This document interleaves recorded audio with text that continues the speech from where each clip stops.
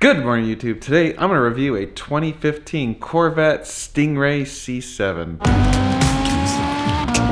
So are you recording all of the nefarious activities? If you're new to the channel, my name is Dan, this is my garage, and we talk all about the supercar ownership experience. I know technically the Corvette isn't a supercar, but it is pretty super, and it's like a super car, not supercar, whatever. Anyway, it's a cool car and I think it's worthy of a review. So this is actually my car and I'm trying to sell it, but before I do sell it, I want to do a proper review on it and I realized I hadn't done that yet. So we're gonna do a review today. If you happen to have any interest in buying or selling a supercar, go visit my website, normalguysupercar.com. I allow you to list supercars for sale for free. Also, I do consultation services to help those of you that are trying to buy supercars. Check those out, maybe I can be of service to you. With me today is the shop dog, Moses. You gonna help me review this Corvette, huh? He's kind of doing what Bassets do best, which is just wander and smell.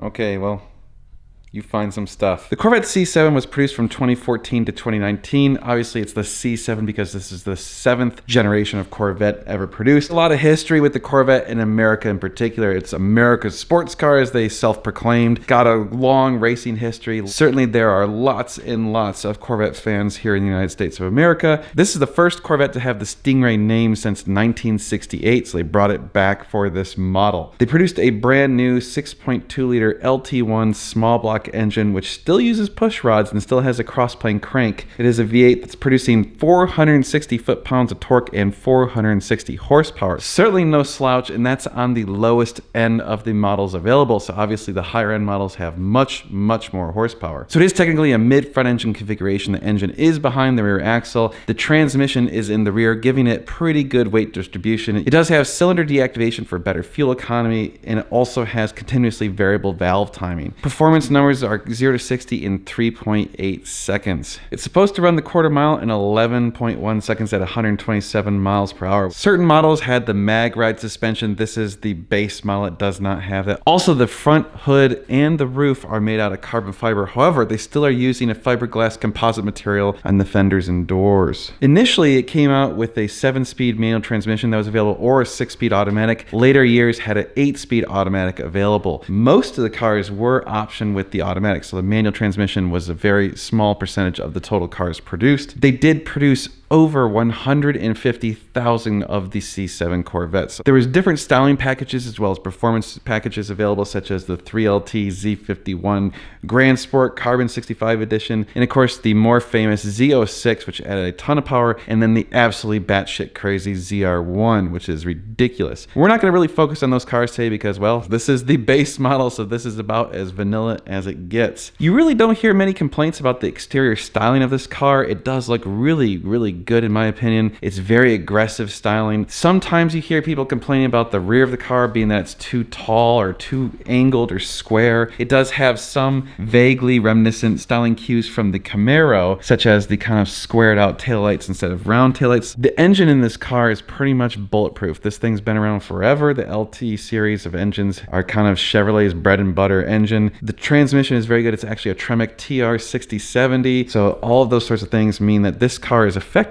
almost bulletproof. Kind of has some rink-a-dink stupid problems that come up, but really not that many that you hear of. The only thing I've read about is apparently once you start modifying these and producing tons of horsepower, the rear differential does tend to explode. But other than that, the cars are pretty bulletproof and you can get even more horsepower out of these with not too much difficulty. What are you doing here? Oh, you're just tired. Okay.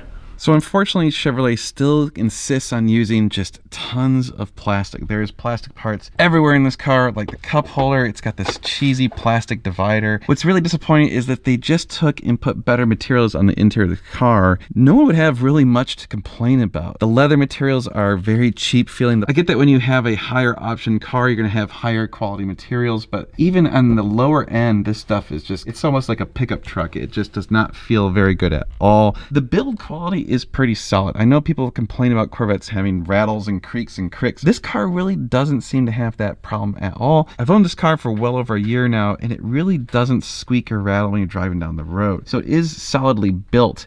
It just has kind of cheaper material. So as with every car, you get a lot of stereotypes about their owners. And of course, the Corvette has some particularly strong stereotypes. There's the one about, of course, it's just the old white guy club, right? With jeans, shorts, New Balance shoes, 60 to 70-year-old men that kind of lived up their dream and bought a Corvette finally, and it sits in the garage and they barely drive it. And when I got it, I got all this gear with it. It was in the car. These jean shorts. I had to order the New Balances. Well, they're New Balance teamed with Corvette and the Corvette Museum. They invited me up. They issued me the shoes from the guys use these shoes in the C7R, the race car that beat all the Ford stuff. You know, beat the Ford GT, beat all these Ferraris. Can't beat a Corvette. They're gonna go to mid-engine next year. I'll probably eat my gun. And of course, the other stereotype is corrosive kind of guys who are just like punching in the face, aggressive and annoying. Like any stereotype, there's some element of truth, but there's also mostly bullshit about it. I've met a lot of Corvette owners. Most of them are really nice people, just like every car. So I don't really think that weighs out much in my opinion of this car. The problem is that there's a lot of Corvette owners and they think that their car is the best thing since sliced bread, which given its price point, that's partly true. But so just because you paid less doesn't mean that somehow your car is superior. It just means that you paid less. And they'll give the McLaren guy and up until the Corvette guy wanders in and talks about just how much better his car can perform for less money. Yeah, you got probably a better deal. That's fine. That's a valid argument. But saying that your car is better just because it was cheaper isn't really valid. There are plenty of better cars out there than Corvettes. A lot of them cost more. In fact, most of them cost more. In fact, that's actually probably the single best thing about this car is that brand new, this car as option was about $60,000. I'm actually trying to sell this thing for only $35,000. And I'm going to argue that might be perhaps the single best performance bang for your buck car that you can buy today. This right here might be the single best deal on the used sports car marketplace. So in order to prove that, I think we should go out and drive it. All right, we're in the Corvette. You can just like feel the whole car moving when you start the engine. Miracle feeling.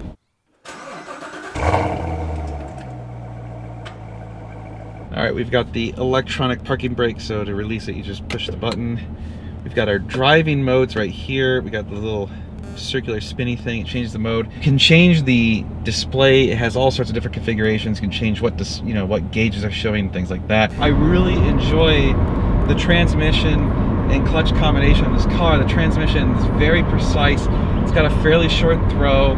It feels really good. I've turned on the automatic rev matching, so you can automatically downshift. You don't have to do any heel toe to match. It's actually pretty cool. The downshift rev matching is actually one of my favorite things about this car. It just makes it so much fun. So right now we're in sport mode. Sport mode feels a little bit squishy. The steering wheel's pretty light. The suspension is fairly compliant. It's reasonably good for driving, like doing daily stuff. If you turn to touring mode, it's like driving on a sponge.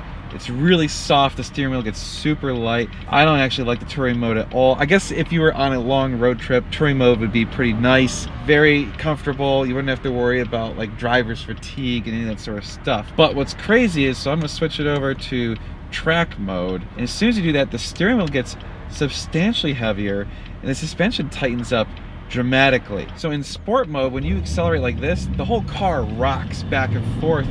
In track mode, it just much more planted, much more stable. However, you still don't get much feedback from the steering wheel. Blowing off the tires at 50. So one of the things about these cars is they have a ton of torque. 6th and 7th gear are completely useless on anything but the highway. So I'm in 6th gear right now, about 60 miles an hour. We're at 1400 RPMs. I shifted into 7th. We're now at 1100 RPMs. So one of the downsides of this big V8 pushrod engine is that it is kind of a lazy engine, and by that I mean it does not rev very fast at all. They geared it to handle the massive torque that this thing provides. When you're driving, you can get well over 60 miles per hour in 2nd gear. In 1st gear alone, you can get going very fast. So it's got super tall gearing. I think it's too much. I think they could have lowered the gearing quite a bit and it would have been a little bit more interesting to drive. It would have gotten a little bit more acceleration. You would have sacrificed a bit of, oh, we got some police cars coming somewhere. Gotta be nice and stop for cops. Well, it's fire truck.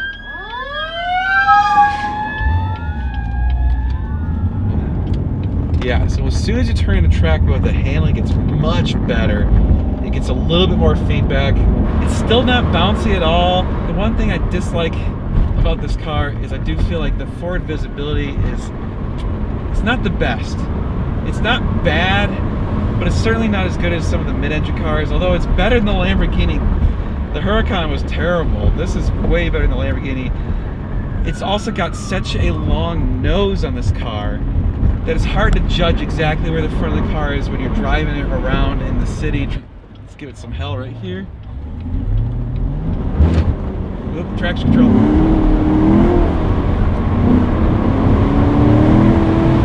Breaking loose like crazy.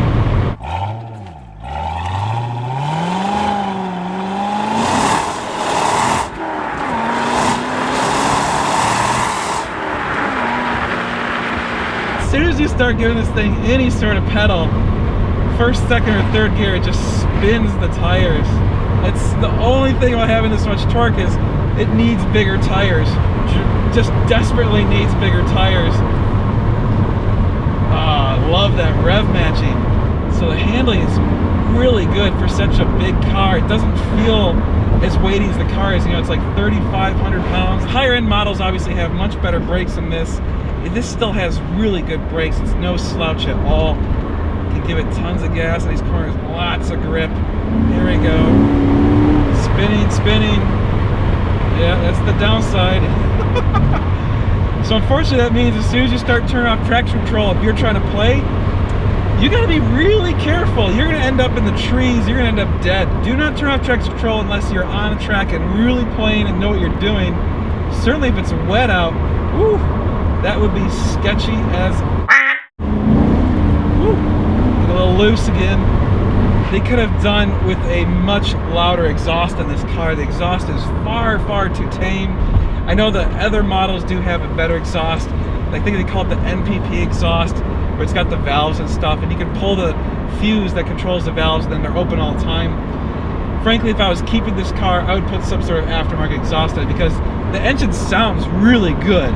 It's a very awesome American throaty sounding engine. But with this exhaust, it's just like, until you're open on the throttle, you can't hardly hear it at all. This thing is crazy practical. I've actually used this car to go get groceries many times now. The rear trunk space is huge, absolutely huge. You could fit suitcases, all sorts of stuff with no problem whatsoever in this thing. It's crazy. Easily could fit 3 bodies. Corvette has a mandate from the factory to be able to handle 2 golf bags on all Corvettes. So this thing can fit 2 golf bags with ease. I've been driving over some bumps and stuff. I'm in track mode, so the suspension is as tight as it gets. And you aren't hearing any creaks, right? The car is solid. So anyone who's saying, oh, the Corvettes are built like crap, no, it's not true at all. It's not that they're built crappy. They just use kind of janky materials, that's all. The steering and suspension setup is still a bit too soft for my personal taste. Wish they had given it just a little bit less power steering and had it be a little bit less vague and a little more feedback. The pedal throw on this is very long, so if you want to put it to the floor, you're moving your whole leg. You're not just rolling onto it like this. See, like I hit a big bump there, no rattles.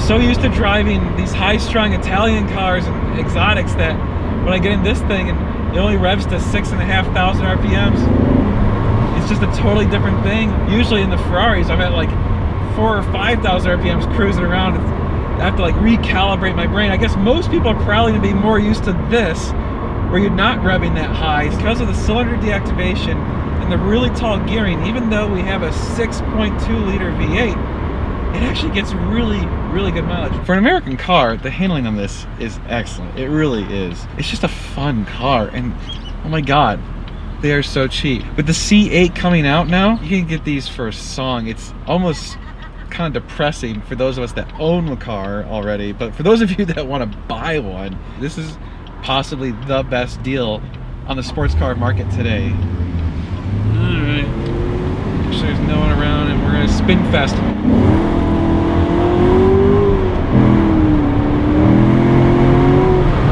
It just spins.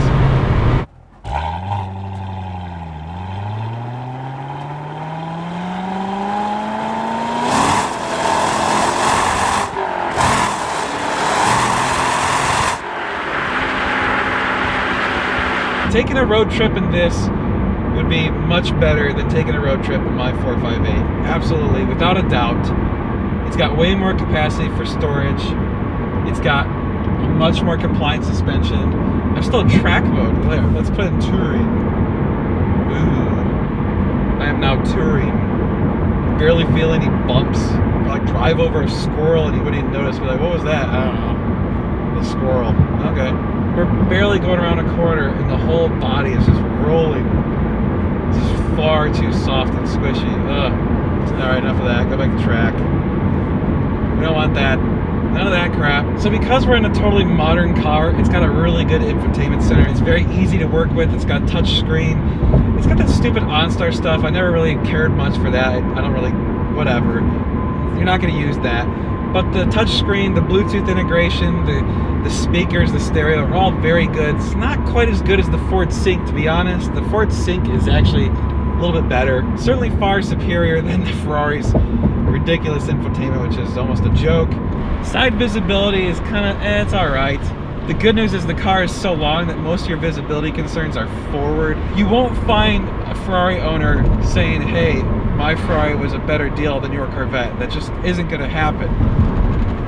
Yeah, the Ferrari might be a better car, but that doesn't mean that this is a bad car by any means. This is a really, really good car. One of the only things that I dislike about when I drive around the Corvette is they're so common. They sell so many Corvettes now because they're so good that you effectively can't drive this car and not at least see one other Corvette each time you drive it. I rest my case. There goes a Corvette. So I did actually take this thing out on the track a while back, and I'll tell you that it does really good on the track and it's very quick, but it's a much harder car to drive fast than the Ferrari. So the big thing is that it's just not as balanced. So you've got a lot of weight to throw around. The suspension's a little bit squishier, it's not quite as tight, and you have almost too much torque. It makes it so that you can't just like get on the gas really hard. You have to really learn to roll onto the gas smoothly and slowly when you're exiting corners, because if you do get on it too hard, the torque will just overwhelm the tires and you're gonna spin out. So I felt like the entire time I was driving it was a battle just to keep traction, to keep the rear in the right direction.